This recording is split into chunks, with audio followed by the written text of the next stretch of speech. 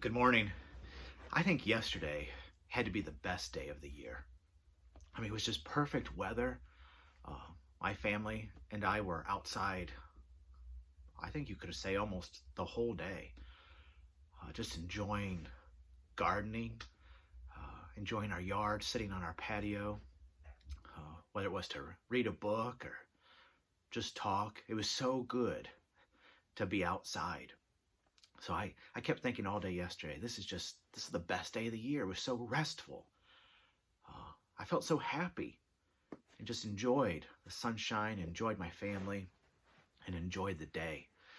This weekend, I've been thinking about one verse, and I started thinking about it Saturday morning. It was brought to my attention, and it's Psalm 46:10. Now, many of you may know right away, as soon as I say the reference, Psalm 46:10, exactly what that verse says. It seems like that's one of the top 10 verses as a Christian that you end up always remembering. But Psalm 46:10 reads, "Be still and know that I am God. I will be exalted among the nations. I will be exalted in the earth." Now let's look at it again. And, there's two action words right at the beginning, actually commands. So in Psalm 46:10, there's two commands. And the two commands are for the reader.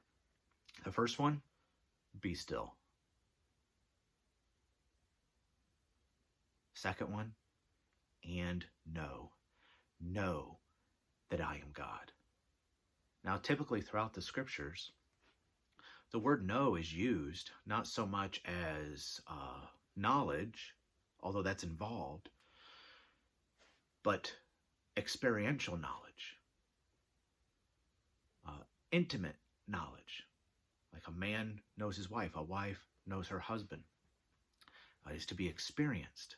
And typically, as you go throughout the scriptures, you see, especially in the context, that's what it means. It does mean to understand, but it also involves there's something to be experienced or someone to be experienced. So I think it's interesting as you look at verse 10, I'll just start there. There's two commands, and it's for the reader. Be still and know. I love the next few words, that I am God. But we could spend a lot of time just on those words, that I am God. It reminds me back in Exodus when Moses approached the burning bush and God declares who he is. He says, I am. Or there in Gospel of John, is it John 8, I think? Jesus tells a group of people, before Abraham was, I am. And I especially love there in the garden when that whole group of soldiers armed with torches and swords and lanterns. I mean, that was at night. I always try to picture it, how bright it must have been in that group that came to arrest Jesus. I bet from far away you could see this glow just moving along that hillside in that orchard to come arrest Jesus. And they say, we are seeking Jesus of Nazareth. And what does Jesus say? I am he. And it was so powerful that whole band of soldiers fell to the ground. I love the next part when they stand up and, who'd you say you're looking for?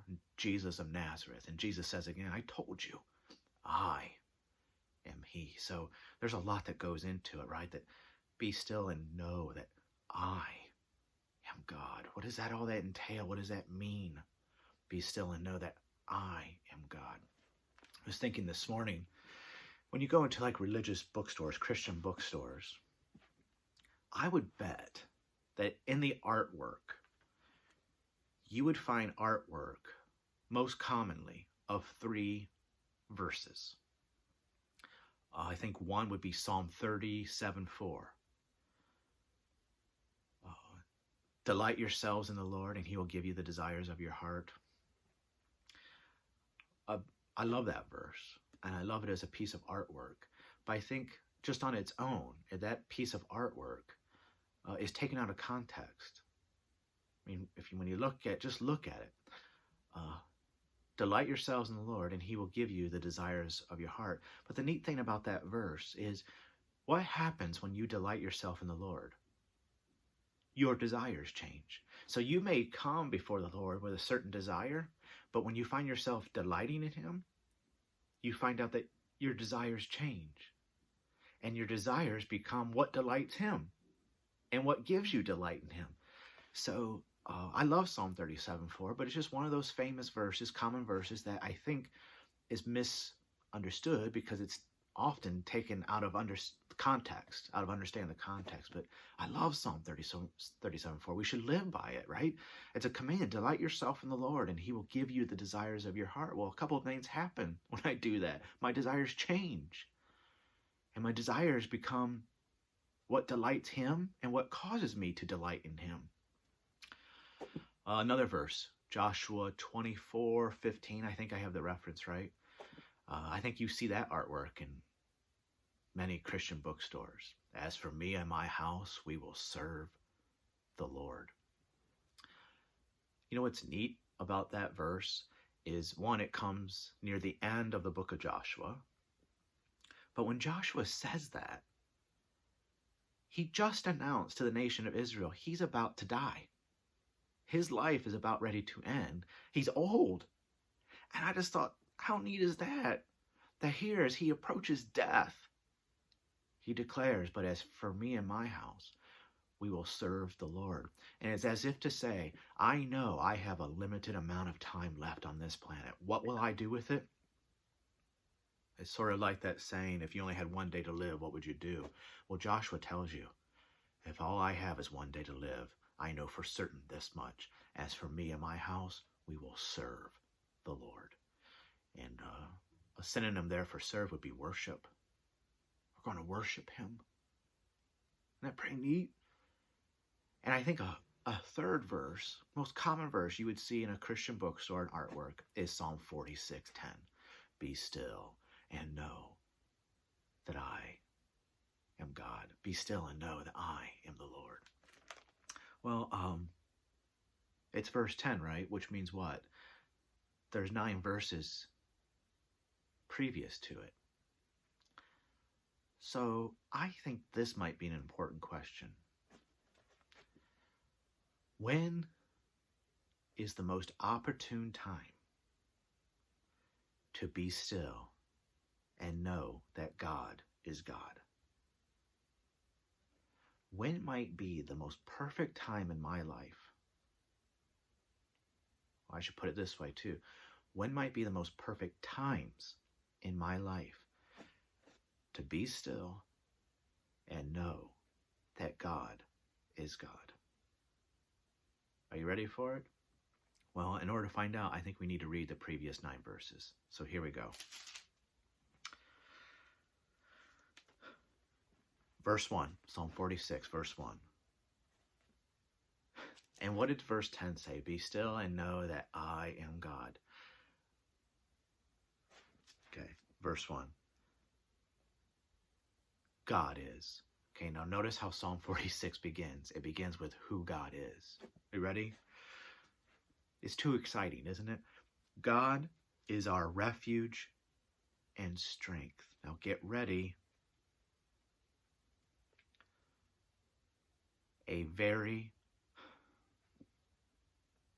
Who is God?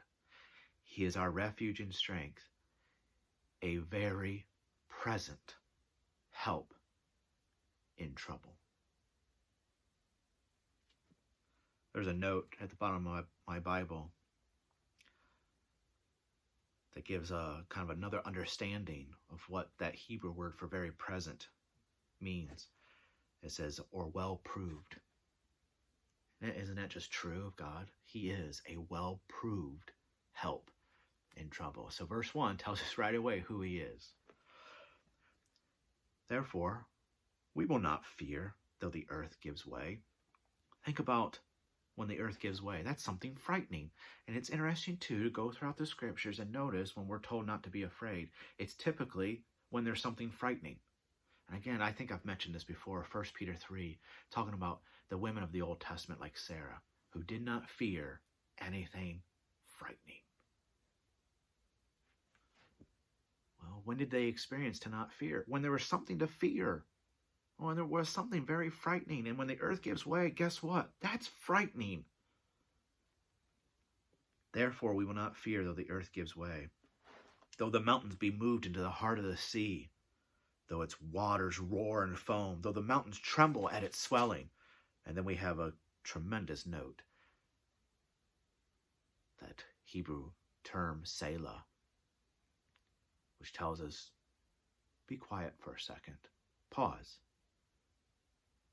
and just think about what was just said, what you just read.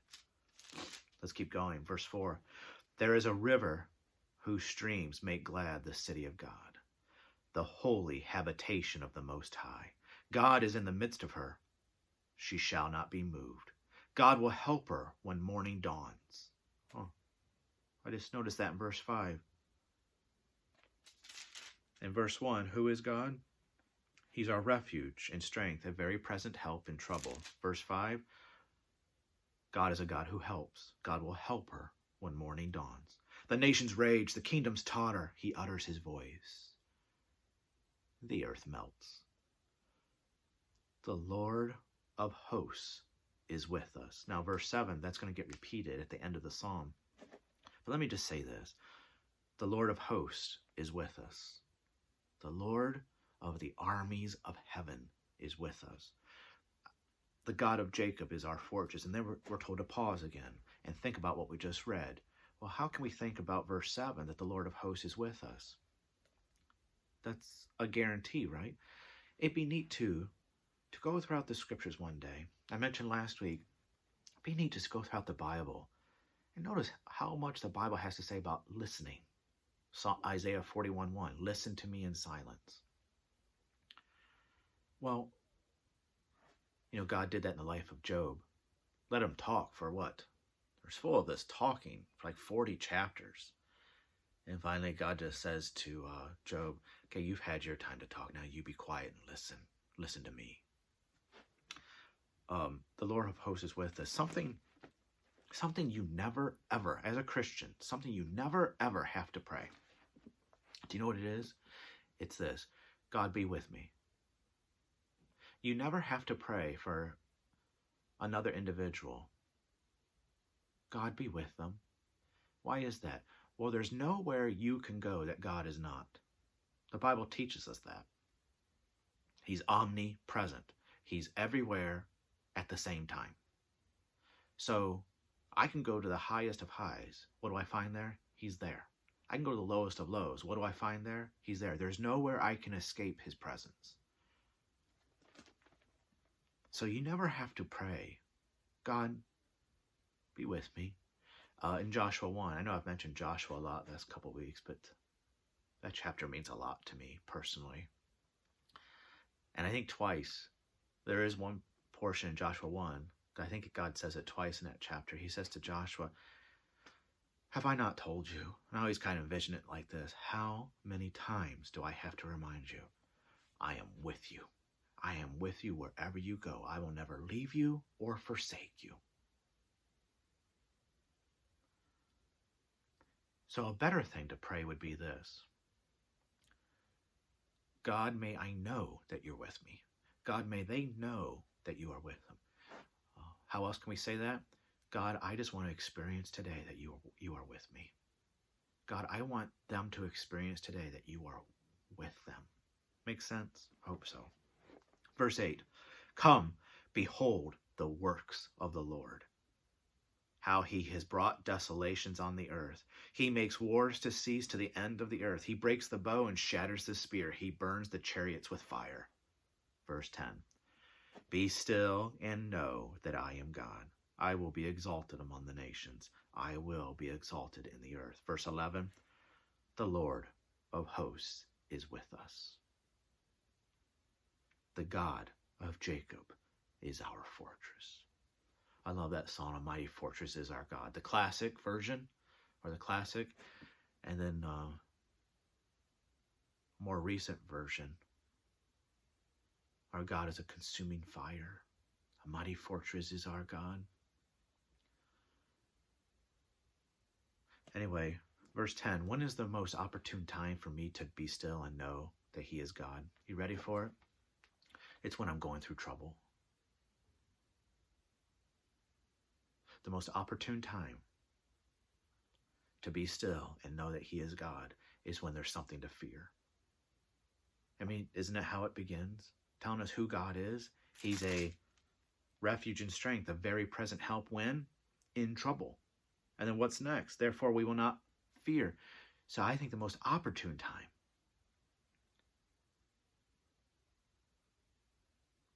in my life where I need to get still, be still, and know that God is God is when I'm going through trouble, is when there's something to fear. Now, what's it mean to be still? Well, I think you know what it means. Be still. I read a book several years ago. It's a fictional book. Enjoyable. I read fiction because it's enjoyable. You're allowed to read things that are enjoyable. It's called The Noticer. And the one thing I remember from that book, one of the characters made this comment. He said, you know, the things that we worry about the most are the things we cannot control. And he made this comment that 90% of what we worry about are the things we cannot control. 90%, that's what it was. 90% of the things we worry about are the things we cannot control. That means there's 10% of life that we can control, that is within our control. But what do we spend our time worrying about? 90% of what we cannot control. So be still. Part of that being in trouble and fearing has to do with stuff we cannot control. So what do we need to do? Be still. Sit down. That's how it comes to my mind when I think be still. Sit down. Turn off the TV. Tune out the noise. Be still. And of course, what follows it? And know. But you know what struck me as we got to verse 10 is verse 8. It sounds like an invitation, but again, it's a command. And you can think of it as an invitation. Verse 8, come. Notice what he says next. Behold the works of the Lord. So part of being still and know that God is God, behold his works. I think that was something wonderful to do yesterday in that sunshine. Behold his works. Another way to behold his works is know the works that he has done. Meaning, look from Genesis through Revelation. Look at the works he has done. Look at the works he is doing. And Revelation should tell us this. Look ahead to the works he will do. Behold. Come and behold the works of the Lord. And then verse 10 is kind of like caps it all off. Be still and know that God is God. Part of that is meaning this. He's in control of the things I cannot control, but he's also in control of the things I can control. So what does that ultimately tell me? I'm not in control ever. God is God. He is in control.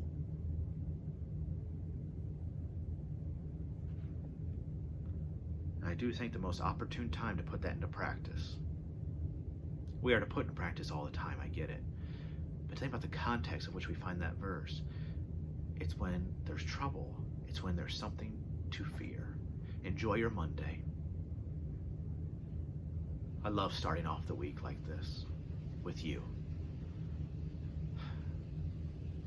Delight yourselves in the Lord this week, and he will give you the desires of your heart.